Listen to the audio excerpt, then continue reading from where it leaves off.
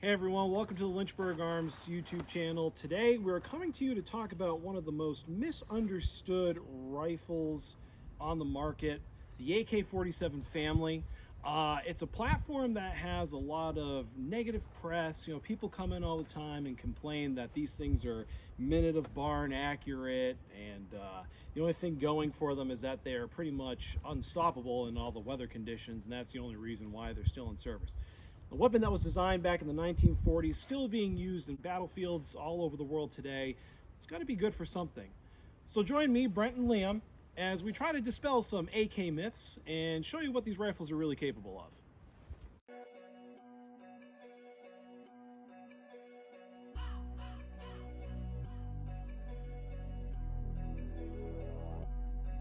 You realize they're never going to take this shop seriously after this. Oh no, I wouldn't expect them to. The AK-47 platform, the weapon of large governments, small governments, militias, and child soldiers the world round.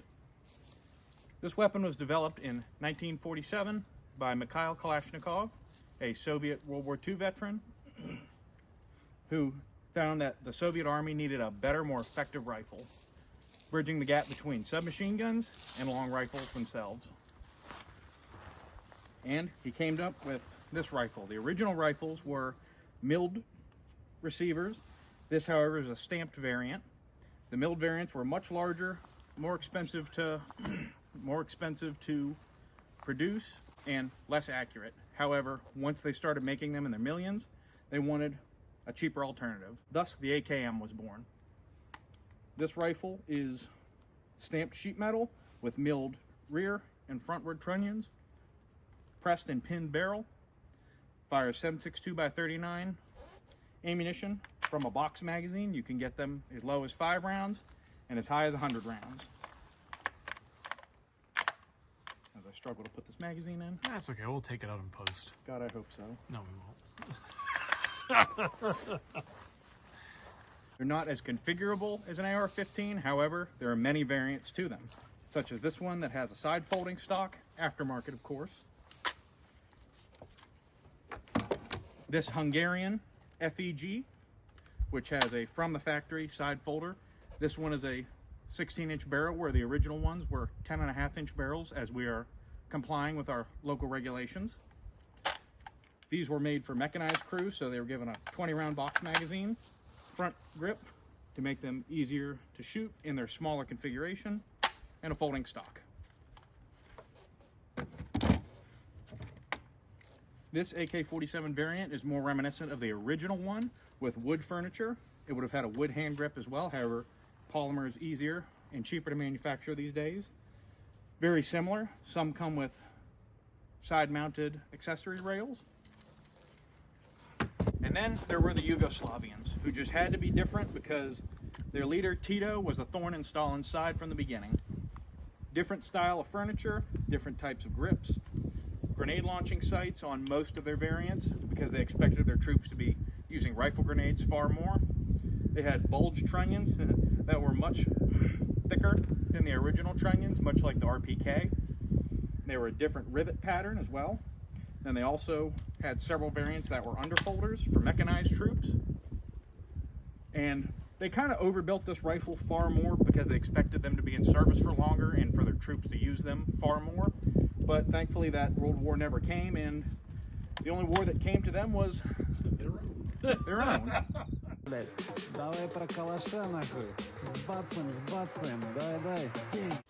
Picture this. The year is 1974. Brezhnev's in office. It still sucks to be a Soviet citizen, but the military-industrial complex goes on. It's time to modernize the AK. We have noticed, why did I say we? The people. The people have noticed from reports from Vietnam that the Americans have switched over to a new cartridge, a lightweight intermediate cartridge, the 5.56 NATO. The Russians, seeing this, say, we want to have a faster, lighter bullet as well. And thus, the 5.45 cartridge was born. Dimensionally, the case, the same as the 7.62x39, but with a lighter weight, better performing projectile. The AK was modernized to accept this round and eventually was issued to the Soviet military just in time for the little shindig they had down in Afghanistan. 545 by 39 proved its efficacy, learning it the name of the poison bullet by the Mujahideen who were fighting the Soviets at the time. Now, 545 versus 556 in terms of which one is deadlier, it's another video for another day, but this round performs fantastically. It is still in current use by the Russian military. The Warsaw Pact had to adopt this cartridge as well. Case in point, we have a modified Polish Tontal, which was chambered in that same round. And after the dissolution of the Soviet Union, it was continued to be used, and the Russian Federation, for interior troops, adopted the AK-105 platform. So it'd be seen more of FSB, those kinds of interior ministry law and order types that love to throw political opponents in jail on a certain leader's behest. Пристаньте, господа. Здесь слушается дело. So, does the line end at the AK-105? No. As a matter of fact, they are now fielding a new 545 variant called the AK-12, which, thanks to import sanctions, we'll never be able to see unless Red Dawn actually happens. But they also adopted a 9mm variant of the AK called the VTS rifle, or submachine gun, actually. This one has been broken to ATF standards, so it is not a fully automatic example. But the VTS is often referred to as the Russian MP5. It is used by various Spetsnaz units and FSB as well. It is a close quarter 9mm subgun that gets the job done against all those Chechen terrorists. It is a phenomenal gun, fun to shoot, and we'll do a little demo. You'll see some shooting later on. Definitely a great addition to your collection. They're being made in the U.S. By Kalashnikov USA, so these are actually obtainable, and I'd highly recommend you get one. Of course, though, I am a little biased. I did decide to put this on me for the rest of my life.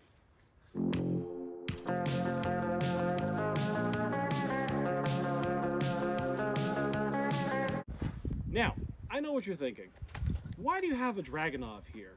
Well, it's not a Dragonov. See, this is a Romanian PSL, and the PSL was the Dragonov at home, if you will.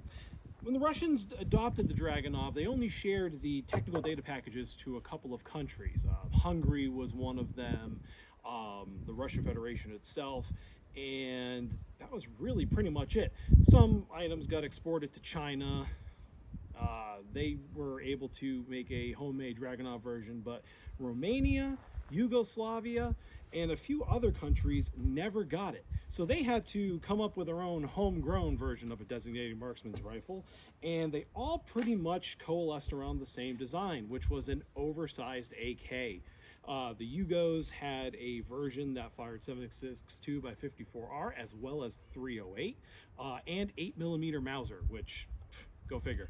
The Romanian version here is 7.62 by 54R and has 0 parts compatibility with a Dragonov. So next time you see one of these in the store, no, it's not a Dragonov, it's a PSL. I'm gonna feed, okay, you have this, so I'm gonna feed this into you. I'm not falling for that again. Yeah, well, So this is a Wasser chambered in 7.62 by 39. Again, with more of my accoutrement.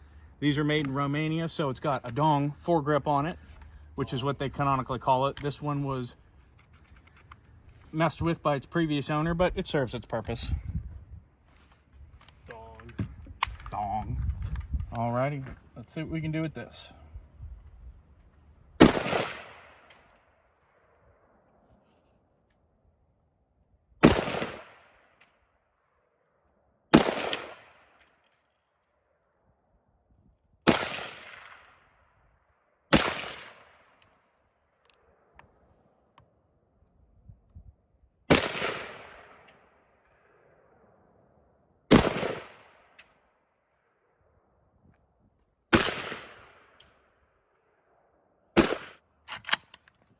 With all things, accuracy is not a guarantee.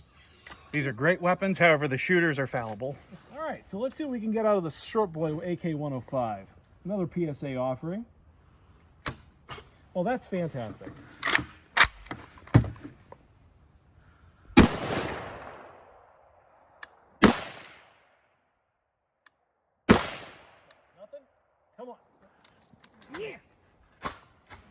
I don't like AKs anymore.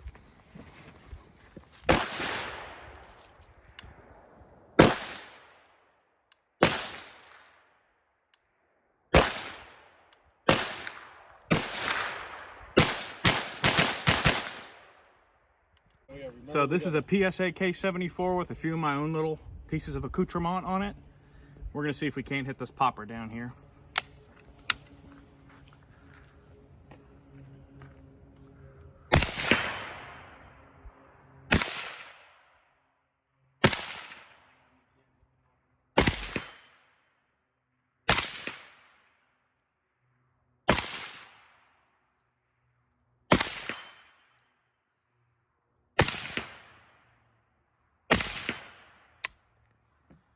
And there you have it.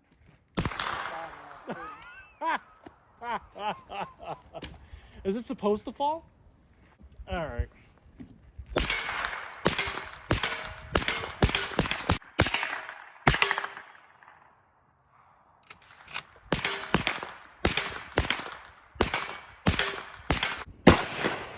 You were right at it. Freaking kidding me.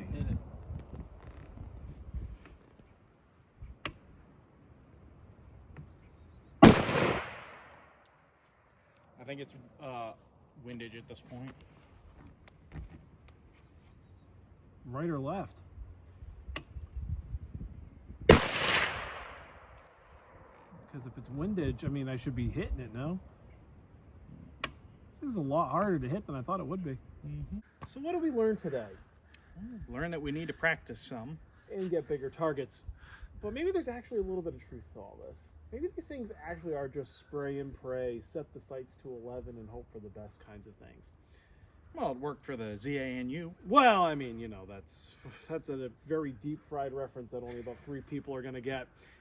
What this also means, though, is that we're the worst examples to try to test accuracy for AKs. But we had a lot of fun out here today. The most important lesson we learned today is that no matter how much fun you have shooting, you need to be trained. Otherwise, you're just going to waste a lot of expensive ammo and throw one of your rifles. Don't actually throw your rifle. Come on down to the range. That's a great place for you to practice. We're open 7 days a week, climate controlled, whether it be blazing hot, it's nice and cool, frigid cold, nice and warm. Come on down and visit us. Play with some of the toys. We got the one of the rifle AKs here on the rental program, so you can dip your toe into the world of AKs and probably outshoot us. Oh, Probably. absolutely. Most likely. We'll see you down the range, guys. Thank you. That being said, cheeky breeky. Yeah.